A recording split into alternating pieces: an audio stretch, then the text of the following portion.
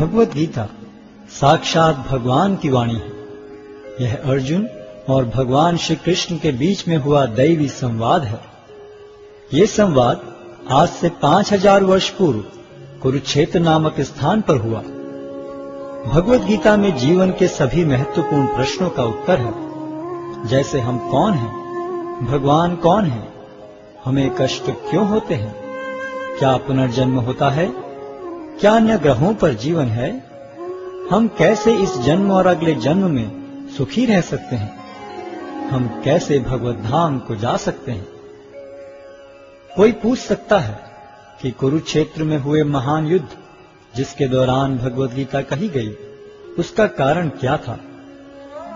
5000 वर्ष पहले विचित्रवीर्य नामक एक महान राजा का देहांत हो गया। क्योंकि उसका बड़ा पुत्र धृतराष्ट्र जन्म से अंधा होने के कारण राज्यभार संभालने में असमर्थ था, अतः उसके छोटे भाई पांडु ने राज्य सिंहासन संभाला।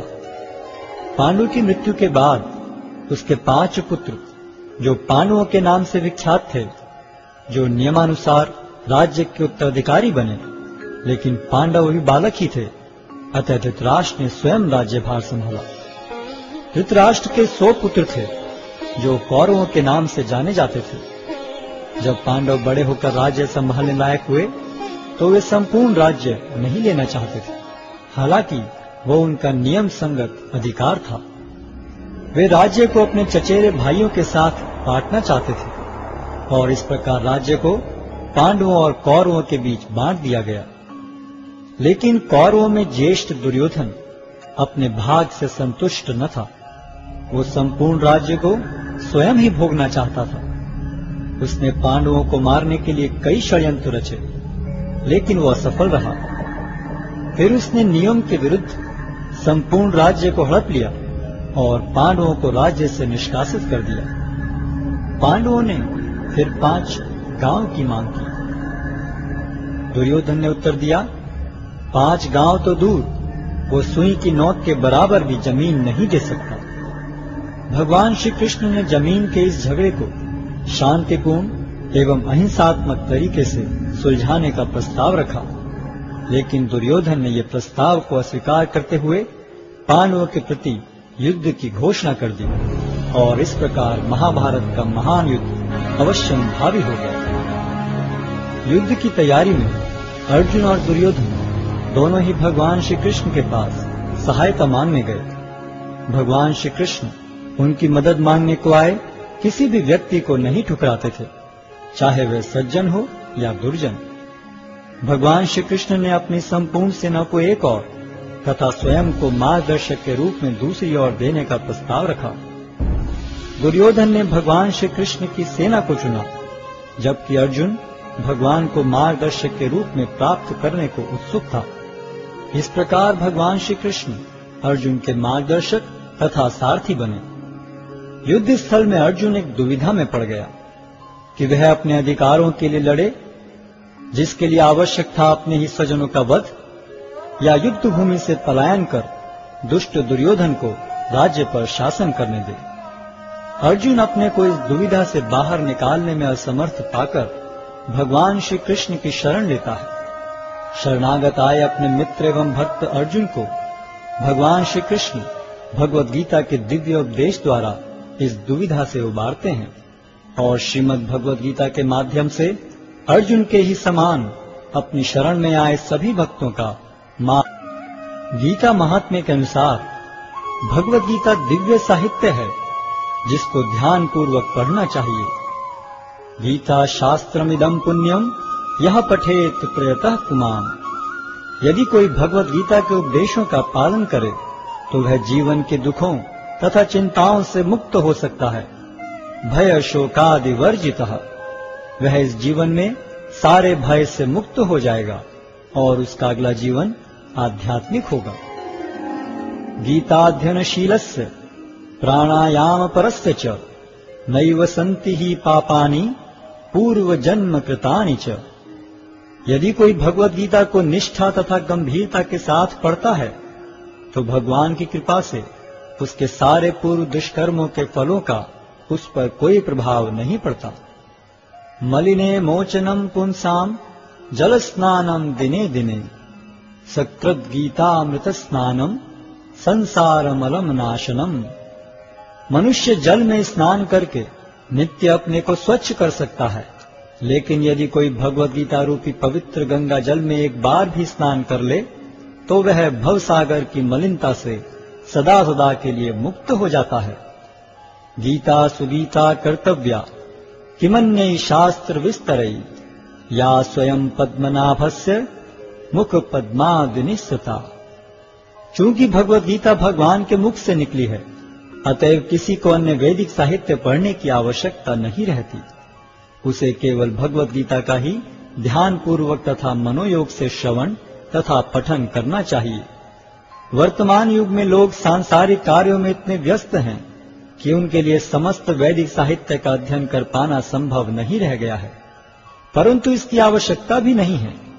केवल एक पुस्तक भगवद गीता ही पर्याप्त है, क्योंकि यह समस्त वैदिक ग्रंथों का सार है और इसका प्रवचन भगवान ने किया है। भारतामृत सर्वस्वम विष्णु वक्राद्विनिश्चितम गीता गंगोदकम पीत्वा पुनर्जन्म न विद्यते। जो गंगा जल पीता है उसे मुक्ति मिलती है, अतएव उसके लिए क्या कहा जाए जो भगवद गीता का अमृत पान करता हो। सर्वोपनिषदो गावो दोग्धा गोपाल नंदनः पार्थो वत्सः सुधीर भोक्ता दुग्धम गीतामृतम महत्। यह गीतोपनिषद भगवद गीता जो समस्त उपनिषदों का सार है, गाय के तुल्य है और ग्वाल बाल के रूप में विख्यात भगवान कृष्ण इस गाय को दुह रहे हैं। अर्जुन बछड़े के समान है और सारे विद्वान तथा शुद्ध भक्त भगवद गीता के अमृतमय दूध का पान करने वाले हैं। एकम शास्त्रम देवकी पुत्र गीतम एको देवो देवकी पुत्र एव एको मंत्रस्य तस्य नामानि यानि कर्माप्येकम तस्य देवस्य सेवा। आज के युग में लोग एक शास्त्र, एक ईश्वर, एक धर्म तथा एक वृत्ति के लिए अत्यंत उत्सुक हैं। अतएव एकम शास्त्रम देवकी पुत्र गीतम, केवल एक शास्त्र भगवद गीता हो जो सारे विश्व के लिए हो। एको देवो देवकी पुत्र एव, सारे विश्व के लिए एक ईश्वर हो श्री कृष्ण।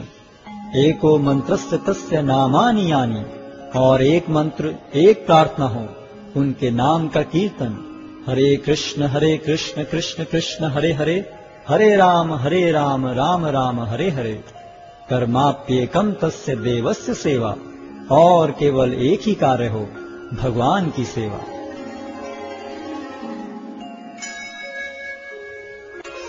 अध्याय 1 कुरुक्षेत्र के युद्ध स्थल में सैन्य निरीक्षण। धृतराष्ट्र ने कहा, हे संजय, धर्मभूमि कुरुक्षेत्र में युद्ध की इच्छा से एकत्र हुए मेरे तथा पांडु के पुत्रों ने क्या किया? संजय ने कहा, हे राजन, पांडु पुत्रों द्वारा सेना की व्यूह रचना देखकर राजा दुर्योधन अपने गुरु के पास गया और उसने ये शब्द कहे, हे आचार्य, पांडु पुत्रों की विशाल सेना को देखें, जिसे आपके बुद्धिमान शिष्य द्रुपद के पुत्र ने इतने कौशल से व्यवस्थित किया है। इस सेना में भीम तथा अर्जुन के समान युद्ध करने वाले अनेक वीर धनुर्धर हैं, यथा महारथी युयुधान, विराट तथा द्रुपद। इनके साथ ही धृष्टकेतु, चेकितान, काशीराज, पुरुजित, कुंतीभोज तथा शैब्य जैसे महान शक्तिशाली योद्धा भी हैं। पराक्रमी युधामन्यु, अत्यंत शक्तिशाली उत्तमौजा, सुभद्रा का पुत्र तथा द्रौपदी के पुत्र, ये सभी महारथी हैं। किंतु हे ब्राह्मण श्रेष्ठ, आपकी सूचना के लिए मैं अपनी सेना के उन नायकों के विषय में बताना चाहूंगा जो मेरी सेना को संचालित करने में विशेष रूप से निपुण हैं। मेरी सेना में स्वयं आप, भीष्म, कर्ण, कृपाचार्य, अश्वत्थामा, विकर्ण तथा सोमदत्त का पुत्र भूरिश्रवा आदि हैं, जो युद्ध में सदैव विजयी रहे हैं। ऐसे अनेक वीर भी हैं जो मेरे लिए अपना जीवन त्याग करने के लिए उद्यत हैं। वे विविध प्रकार के हथियारों से सुसज्जित हैं और युद्ध विद्या में निपुण हैं। हमारी शक्ति अपरिमेय है और हम सब पितामह द्वारा भली भांति संरक्षित हैं, जबकि पांडवों की शक्ति भीम द्वारा भली भांति संरक्षित होकर भी सीमित है। अतएव सैन्य व्यूह में अपने अपने मोर्चों पर खड़े रहकर आप सभी भीष्म पितामह को पूरी सहायता दें। तब कुरुवंश के वयोवृद्ध परम प्रतापी एवं वृद्ध पितामह ने सिंह गर्जन किसी ध्वनि करने वाले अपने शंख को उच्च स्वर में बजाया, जिससे दुर्योधन को हर्ष हुआ। तत्पश्चात शंख, नगाड़े, बिगुल, तुरही तथा सिंह सहसा एक साथ बज उठे। वह समवेत स्वर अत्यंत कोलाहलपूर्ण था। दूसरी ओर से श्वेत घोड़ों द्वारा खींचे जाने वाले विशाल रथ पर आसीन कृष्ण तथा अर्जुन ने अपने अपने दिव्य शंख बजाए। भगवान कृष्ण ने अपना पांचजन्य शंख बजाया, अर्जुन ने देवदत्त शंख तथा अति भौजी एवं अति मानवीय कार्य करने वाले भीम ने पौंड्र नामक भयंकर शंख बजाया। हे राजन, कुंती पुत्र राजा युधिष्ठिर ने अपना अनंत विजय नामक शंख बजाया तथा नकुल और सहदेव ने सुघोष एवं मणिपुष्पक शंख बजाए। महान धनुर्धर काशीराज, परम योद्धा शिखंडी, धृष्टद्युम्न, विराट, अजय सात्यकी, द्रुपद, द्रौपदी के पुत्र तथा सुभद्रा के महाबाहु पुत्र आदि सबों ने अपने अपने शंख बजाए। इन विभिन्न शंखों की ध्वनि कोलाहलपूर्ण बन गई, जो आकाश तथा पृथ्वी को शब्दायमान करती हुई धृतराष्ट्र के पुत्रों के हृदय को विदीर्ण करने लगी। उस समय हनुमान से अंकित ध्वजा लगे रथ पर आसीन पांडुपुत्र अर्जुन अपना धनुष उठाकर तीर चलाने के लिए उद्यत हुआ। हे राजन, धृतराष्ट्र के पुत्रों को व्यूह में खड़ा देखकर अर्जुन ने श्री कृष्ण से ये वचन कहे। अर्जुन ने कहा, हे अच्युत, कृपा करके मेरा रथ दोनों सेनाओं के बीच ले चलें, जिससे मैं यहाँ उपस्थित युद्ध की अभिलाषा रखने वालों को और शस्त्रों की इस महान परीक्षा में जिनसे मुझे संघर्ष करना है उन्हें देख सकूं। मुझे उन लोगों को देखने दीजिए जो यहाँ पर धृतराष्ट्र के दुर्बुद्धि पुत्र दुर्योधन को प्रसन्न करने की इच्छा से लड़ने के लिए आए हुए हैं। संजय ने कहा, हे भरतवंशी, अर्जुन द्वारा इस प्रकार संबोधित किए जाने पर भगवान कृष्ण ने दोनों दलों के बीच में उस उत्तम रथ को लाकर खड़ा कर दिया। भीष्म, द्रोण तथा विश्व भर के अन्य समस्त राजाओं के सामने भगवान ने कहा कि हे पार्थ, यहाँ पर एकत्र सारे कुरुओं को देखो। अर्जुन ने वहां पर दोनों पक्षों की सेनाओं के मध्य में अपने चाचा ताऊओं, पितामहों, गुरुओं, मामाओं, भाइयों, पुत्रों, पौत्रों, मित्रों, ससुरों और शुभ चिंतकों को भी देखा। जब कुंती पुत्र अर्जुन ने मित्रों तथा संबंधियों की इन विभिन्न श्रेणियों को देखा तो वह करुणा से अभिभूत हो गया और इस प्रकार बोला। अर्जुन ने कहा, हे कृष्ण, इस प्रकार युद्ध की इच्छा रखने वाले अपने मित्रों तथा संबंधियों को अपने समक्ष उपस्थित देखकर मेरे शरीर के अंग कांप रहे हैं और मेरा मुख सूखा जा रहा है। मेरा सारा शरीर कांप रहा है, मेरे रोंगटे खड़े हो रहे हैं, मेरा गांडीव धनुष मेरे हाथ से सरक रहा है और मेरी त्वचा जल रही है। मैं यहाँ अब और अधिक खड़ा रहने में असमर्थ हूँ। मैं अपने को भूल रहा हूँ और मेरा सिर चकरा रहा है। हे कृष्ण, मुझे तो केवल अमंगल के कारण दिख रहे हैं। हे कृष्ण, इस युद्ध में अपने ही स्वजनों का वध करने से न तो मुझे कोई अच्छाई दिखती है और न मैं उससे किसी प्रकार की विजय, राज्य या सुख की इच्छा रखता हूँ। हे गोविंद, हमें राज्य, सुख अथवा इस जीवन से क्या लाभ, क्योंकि जिन सारे लोगों के लिए हम उन्हें चाहते हैं वे ही इस युद्ध भूमि में खड़े हैं। हे मधुसूदन, जब गुरुजन, पितृगण, पुत्रगण, पितामह, मामा, ससुर, पौत्रगण, साले तथा अन्य सारे संबंधी अपना अपना धन एवं प्राण देने के लिए तत्पर हैं और मेरे समक्ष खड़े हैं, तो फिर मैं इन सब को क्यों मारना चाहूंगा, भले ही वे मुझे क्यों न मार डालें। हे जीवों के पालक, मैं इन सबों से लड़ने को तैयार नहीं, भले ही बदले में मुझे तीनों लोग क्यों न मिलते हों। इस पृथ्वी की तो बात ही छोड़ दें। भला धृतराष्ट्र के पुत्रों को मारकर हमें कौन सी प्रसन्नता मिलेगी। यदि हम ऐसे आतताइयों का वध करते हैं तो हम पर पाप चढ़ेगा अतः यह उचित नहीं होगा कि हम धृतराष्ट्र के पुत्रों तथा उनके मित्रों का वध करें। हे लक्ष्मीपति कृष्ण, इससे हमें क्या लाभ होगा और अपने ही कुटुंबियों को मारकर हम किस प्रकार सुखी हो सकते हैं। हे जनार्दन, यद्यपि लोक से अभिभूत चित्त वाले ये लोग अपने परिवार को मारने या अपने मित्रों से द्रोह करने में कोई दोष नहीं देखते, किंतु हम लोग जो परिवार के विनष्ट करने में अपराध देख सकते हैं, ऐसे पाप कर्मों में क्यों प्रवृत्त हों। कुल का नाश होने पर सनातन कुल परंपरा नष्ट हो जाती है और इस तरह शेष कुल भी अधर्म में प्रवृत्त हो जाता है। हे कृष्ण, जब कुल में अधर्म प्रमुख हो जाता है तो कुल की स्त्रियां दूषित हो जाती हैं और स्त्रीत्व के पतन से हे वृष्णिवंशी अवांछित संतानें उत्पन्न होती हैं। अवांछित संतानों की वृद्धि से निश्चय ही परिवार के लिए तथा पारिवारिक परंपरा को विनष्ट करने वालों के लिए नारकीय जीवन उत्पन्न होता है। ऐसे पतित कुलों के पुरखे गिर जाते हैं, क्योंकि उन्हें जल तथा पिंडदान देने की क्रियाएं समाप्त हो जाती हैं।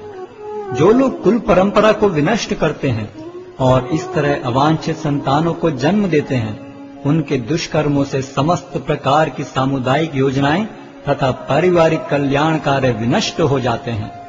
हे प्रजापालक कृष्ण, मैंने गुरु परंपरा से सुना है कि जो लोग कुल धर्म का विनाश करते हैं वे सदैव नरक में वास करते हैं। ओहो, कितने आश्चर्य की बात है कि हम सब जघन्य पाप कर्म करने के लिए उद्यत हो रहे हैं। राज्य सुख भोगने की इच्छा से प्रेरित होकर हम अपने ही संबंधियों को मारने पर तुले हैं। यदि शस्त्रधारी धृतराष्ट्र के पुत्र मुझ निहत्थे तथा रणभूमि में प्रतिरोध न करने वाले को मारें तो यह मेरे लिए श्रेयस्कर होगा। संजय ने कहा, युद्ध भूमि में इस प्रकार कहकर अर्जुन ने अपना धनुष तथा बाण एक ओर रख दिया और शोक संतप्त चित्त से रथ के आसन पर बैठ गया।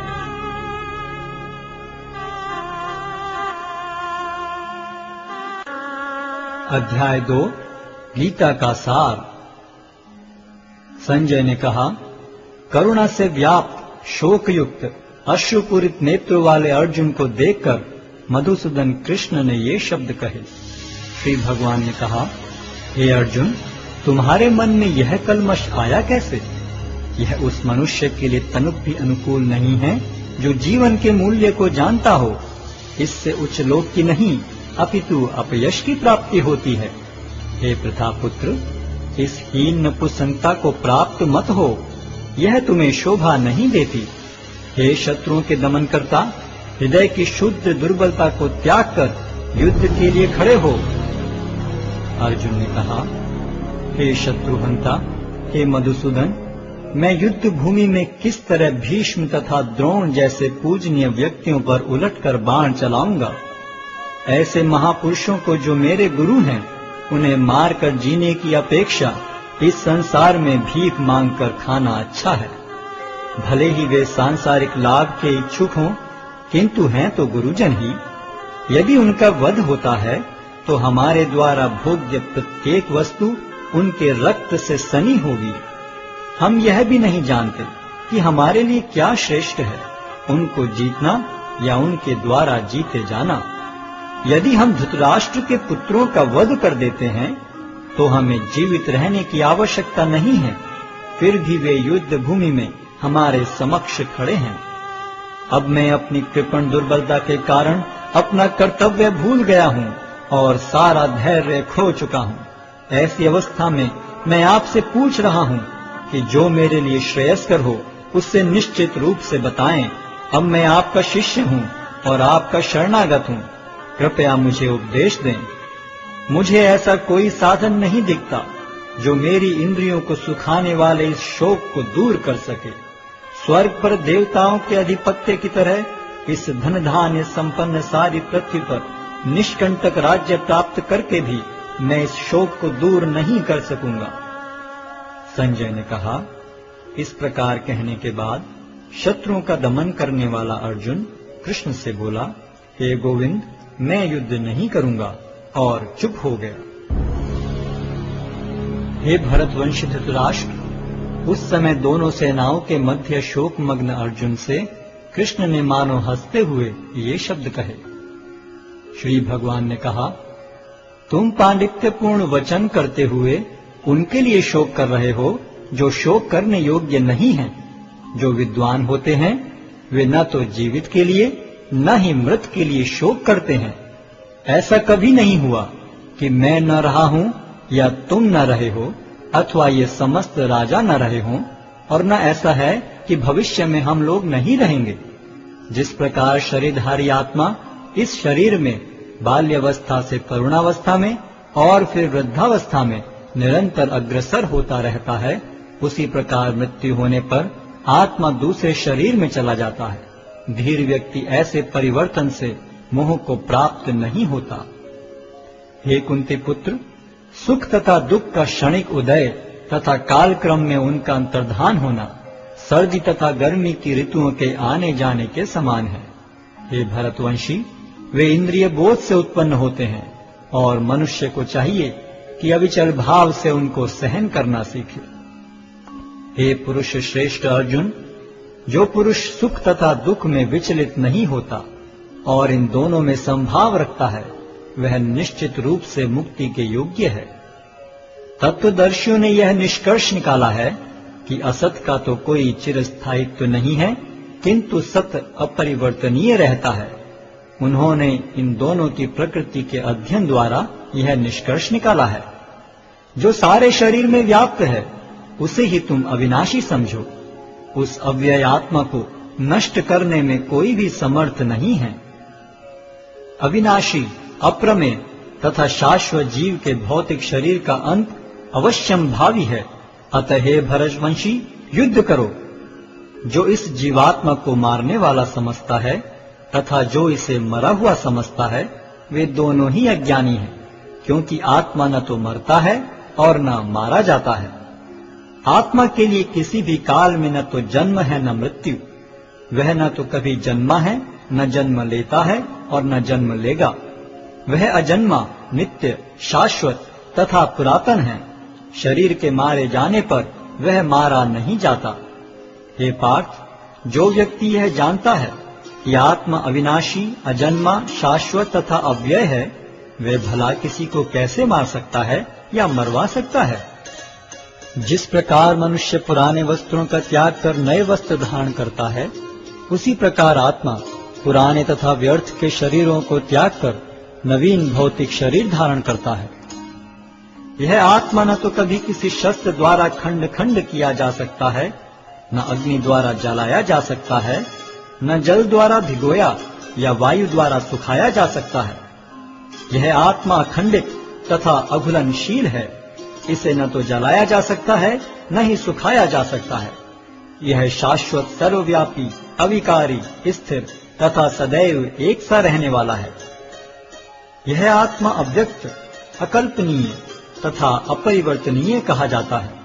यह जानकर तुम्हें शरीर के लिए शोक नहीं करना चाहिए। किंतु यदि तुम यह सोचते हो कि आत्मा अथवा जीवन का लक्षण सदा जन्म लेता है तथा सदा मरता है, तो भी हे महाबाहु, तुम्हारे शोक करने का कोई कारण नहीं है। जिसने जन्म लिया है उसकी मृत्यु निश्चित है और मृत्यु के पश्चात पुनर्जन्म भी निश्चित है।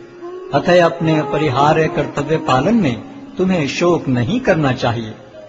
सारे जीव प्रारंभ में अव्यक्त रहते हैं, मध्य अवस्था में व्यक्त होते हैं और विनष्ट होने पर पुनः अव्यक्त हो जाते हैं। अतः शोक करने की क्या आवश्यकता है। कोई आत्मा को आश्चर्य से देखता है, कोई इसे आश्चर्य की तरह बताता है तथा कोई इसे आश्चर्य की तरह सुनता है, किंतु कोई कोई इसके विषय में सुनकर भी कुछ नहीं समझ पाते। हे भरतवंशी, शरीर में रहने वाले का कभी भी वध नहीं किया जा सकता। अतः तुम्हें किसी भी जीव के लिए शोक करने की आवश्यकता नहीं है। क्षत्रिय होने के नाते अपने विशिष्ट धर्म का विचार करते हुए तुम्हें जानना चाहिए कि धर्म के लिए युद्ध करने से बढ़कर तुम्हारे लिए अन्य कोई कार्य नहीं है। अतः तुम्हें संकोच करने की कोई आवश्यकता नहीं है। हे पार्थ, वे क्षत्रिय सुखी हैं जिन्हें ऐसे युद्ध के अवसर अपने आप प्राप्त होते हैं।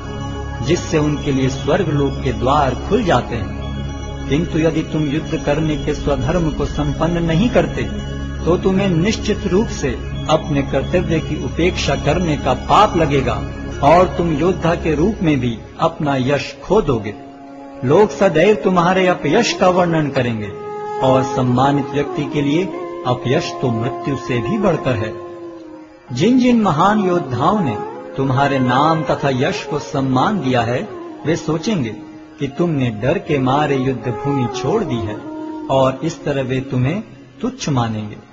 तुम्हारे शत्रु अनेक प्रकार के कटु शब्दों से तुम्हारा वर्णन करेंगे और तुम्हारी सामर्थ्य का उपहास करेंगे। तुम्हारे लिए इससे दुखदाई और क्या हो सकता है? हे कुंती पुत्र, तुम यदि युद्ध में मारे जाओगे तो स्वर्ग प्राप्त करोगे, या यदि तुम जीत जाओगे तो पृथ्वी के साम्राज्य का भोग करोगे। अतः दृढ़ संकल्प करके खड़े हो और युद्ध करो। तुम सुख या दुख, हानि या लाभ, विजय या पराजय का विचार किए बिना युद्ध के लिए युद्ध करो। ऐसा करने पर तुम्हें कोई पाप नहीं लगेगा। यहाँ मैंने वैश्लेषिक अध्ययन द्वारा इस ज्ञान का वर्णन किया है। अब निष्काम भाव से कर्म करना बता रहा हूँ, उसे सुनो। हे प्रतापपुत्र, तुम यदि ऐसे ज्ञान से कर्म करोगे तो तुम कर्मों के बंधन से अपने को मुक्त कर सकते हो। इस प्रयास में न तो हानि होती है न ही ह्रास, अपितु इस पथ पर की गई अल्प प्रगति भी महान भय से रक्षा कर सकती है। जो इस मार्ग पर चलते हैं वे प्रयोजन में दृढ़ रहते हैं और उनका लक्ष्य भी एक होता है। हे कुरुनंदन, जो दृढ़ प्रतिज्ञ नहीं है उनकी बुद्धि अनेक शाखाओं में विभक्त रहती है। अल्पज्ञानी मनुष्य वेदों के उन अलंकारिक शब्दों